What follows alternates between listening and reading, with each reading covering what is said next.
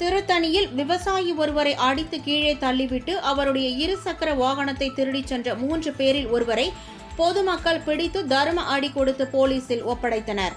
திருவள்ளூர் மாவட்டம் திருத்தணி நகராட்சிக்குட்பட்ட டி புதூர் பகுதியில் வசித்து வருபவர் விவசாயி கமலக்கண்ணன்.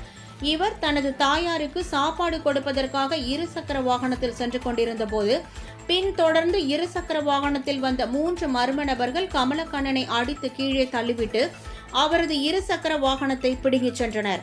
அப்போது கமலக்கண்ணன் கூச்சல் போட்டதால் அங்கு வந்த அவருடைய சகோதரர் மணிகண்டன் உள்ளிட்டோர் மற்றொரு இருசக்கர வாகனத்தில் அந்த மர்ம நபர்களை விரட்டினர். திருத்தணி பேருந்து நிலையம் அருகே அந்த வாகன திருடர்கள் 3 பேரையும் அங்கிருந்த பொதுமக்கள் மடக்கி பிடித்தனர். அப்போது இருசக்கர வாகனத்தை விட்டுவிட்டு 2 பேர் தப்பி ஓடினர். கடும் மது போதையில் இருந்த மற்றொரு திருடன் இருசக்கர வாகனத்துடன் சிக்கிக் கொண்டான்.